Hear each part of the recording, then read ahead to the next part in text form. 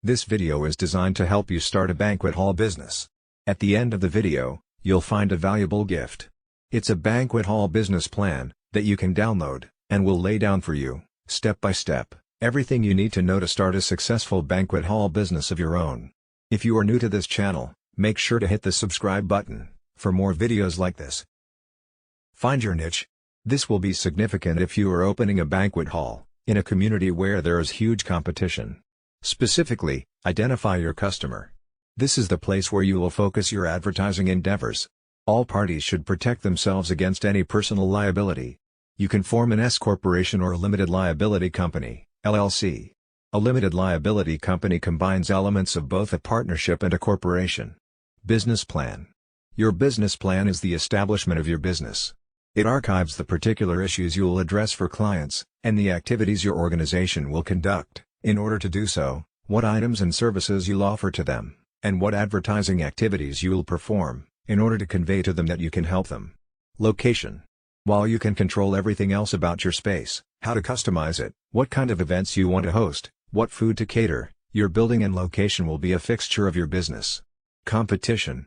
Prior to launching a banquet facility in your town, it's a smart move to find out how many competitors you have. Turning competitors into collaborators. If you want to open a banquet facility, be sure to learn from folks who are already in business. If you think your local competitors will give you advice, you're being over-optimistic. It'd be crazy for them to teach you the business. However, a fellow entrepreneur who has started a banquet facility outside of your community can be a great learning resource for you, provided that you won't be directly competing with them. In fact, they are often very willing to share startup advice with you. Our estimate is that you may have to contact many business owners to find one who is willing to share his wisdom with you. Banquet halls decor. Make your own design plans, or hire a professional designer. There should be a clean and professional look to the banquet hall that is adaptable to the individual tastes of each client. A professional interior designer can provide insight into how to mix and match color schemes for basic wall treatments, table linens, and carpets. Business operation. There is no dearth of banquet halls. You have to chalk out the plan to make your business different from others. Your specialization would be of great help for perfect business operation. It is more important, particularly if you are a new entrant in this business. It is therefore mandatory to buy or hire a suitable property, and find out how it would be feasible to spread your banquet hall business in cutthroat competition. Your halls must be larger enough to accommodate at least 250 guests comfortably, with the best catering arrangement and parking facility. Facilities. Best banquet halls also remain equipped with restroom facilities. Choose the location of the banquet hall with the least traffic, and provide a sufficient parking area. Arrange plenty of folding chairs and tables of different sizes which your clients would require while partying. You must fulfill the specific needs of all clients. Accessories like a supply of matched glasses, goblets, dinnerware, flatware and table linens, cloths, table runners, and napkins are most important. Develop strategy. Do a comparative study of other banquet halls of your area, and develop a strategy accordingly. Compare event packages, room setups, hospitality amenities, and auxiliary facilities including powder rooms, offices, and small meeting areas. Keep your banquet hall stand apart from the rest. Estimate the expenses, including rents or mortgages, expenses in utilities, taxes, insurance, equipment, supplies, provisions, staff, advertising, and maintenance. Although decoration is an individual choice, your team must assist clients in fulfilling individual demands. Lease and purchase furnishings. Typically, guest tables and chairs, buffet tables, and decorative items such as indoor plants, are purchased directly from hospitality industry furniture dealers. You may lease linens and dishware because these are items that customers like to coordinate and customize for their events. Hire qualified staff. The banquet manager should be a professional host, as well as an event coordinator, a staff and vendor services coordinator. Create an employee policy and procedure manual that clearly outlines the team's responsibilities and operations. It should include the chain of command regarding the banquet operations. The next part of the video is not specific to a banquet hall business. Nevertheless, this knowledge is essential for success in the banquet hall business, as well as in any other business. Ignore it at your own peril. Operating a successful banquet hall business will depend on the following 4 conventions. 1. A practical plan, with a solid foundation. 2. Dedication, and willingness to sacrifice, to reach your goal. 3. Technical skills. 4. Basic knowledge of management, finance, record keeping and market analysis. As a new owner, you will need to master these skills and techniques if your business is to be successful. Finding a niche.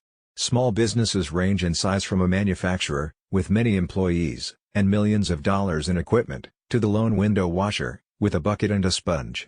Obviously, the knowledge and skills required for these two extremes are far apart, but for success they have one thing in common. Each has found a business niche, and is filling it. The most critical problems you will face, in your early planning, will be to find your niche, and determine the feasibility of your idea. Get into the right business at the right time, is very good advice, but following that advice may be difficult. Many entrepreneurs plunge into a business venture, so blinded by the dream, that they fail to thoroughly evaluate its potential. Is your business idea feasible? Before you invest time, effort, and money, the following exercise will help you separate sound ideas from those bearing a high potential for failure. Identify and briefly describe the business you plan to start. Identify the product or service you plan to sell. Answering yes to any of the following 3 questions means you are on the right track. A negative answer to all of them means the road ahead could be rough. 1.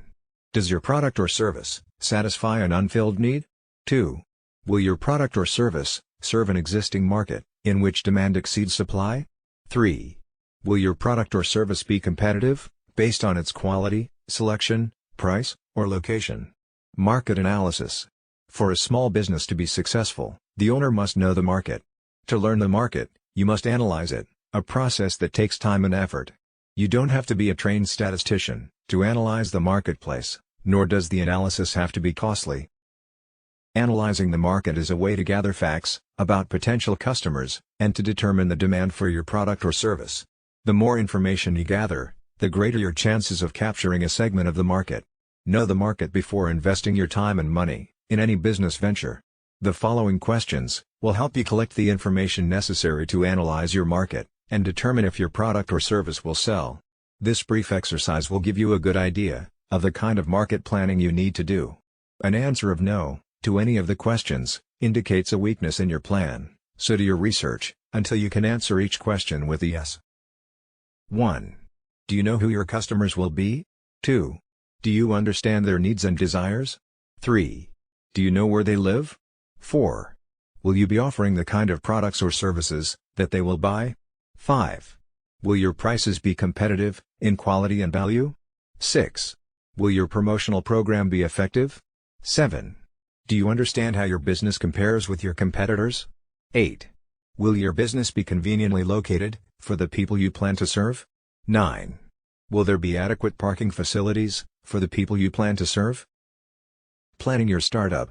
The following questions are grouped according to function. They are designed to help you prepare for opening day. Merchandise. Have you decided what items you will sell or produce, or what services you will provide? Have you made a merchandise plan, based upon estimated sales, to determine the amount of inventory you will need to control purchases? Have you found reliable suppliers, who will assist you in the startup? Have you compared the prices, quality, and credit terms of suppliers? Business records. Are you prepared to maintain complete records of sales, income and expenses, accounts payable, and receivables? Have you determined how to handle payroll records, tax reports, and payments? Do you know what financial reports should be prepared, and how to prepare them? Finances. A large number of small businesses fail each year. There are a number of reasons for these failures, but one of the main reasons is insufficient funds. Too many entrepreneurs try to start and operate a business without sufficient capital, money. To avoid this dilemma, you can review your situation by analyzing the following 3 questions. 1. How much money do you have? 2. How much money will you need to start your business? 3. How much money will you need to stay in business? In order to answer the second question, how much money will you need to start your business? You need to prepare an estimate of all your startup costs. Here's a list of items you may need to take into account. Note that this list is for a retail business. Items will vary for service, construction, manufacturing or online firms. Decorating and remodeling, fixtures and equipment, installing fixtures and equipment, services and supplies, beginning inventory cost, legal, professional fees, licenses and permits, telephone utility deposits, insurance, signs, advertising for opening, unanticipated expenses. Now, the answer to the third question, how much money will you need to stay in business? Must be divided into two parts, immediate costs, and future costs. From the moment the door to your new business opens, a certain amount of income may come in. However, this income should not be projected in your operating expenses. You will need enough money available to cover costs for at least the first 3 months of operation. The following list will help you project your operating expenses on a monthly basis.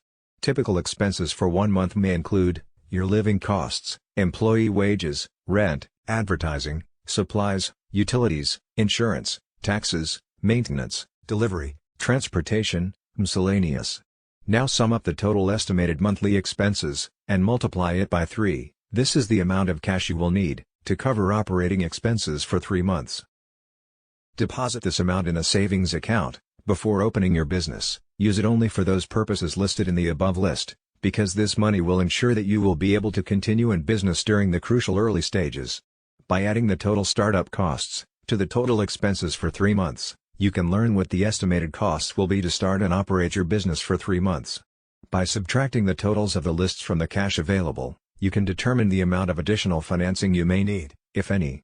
Now you will need to estimate your operating expenses for the first year after startup. The first step in determining your annual expenses is to estimate your sales volume, month by month. Next, determine the cost of sales. You may want to use a spreadsheet to do this. After startup, the primary source of revenue in your business will be from sales, but your sales will vary from month to month because of seasonal patterns and other factors. It is important to determine if your monthly sales will produce enough income to pay each month's bills.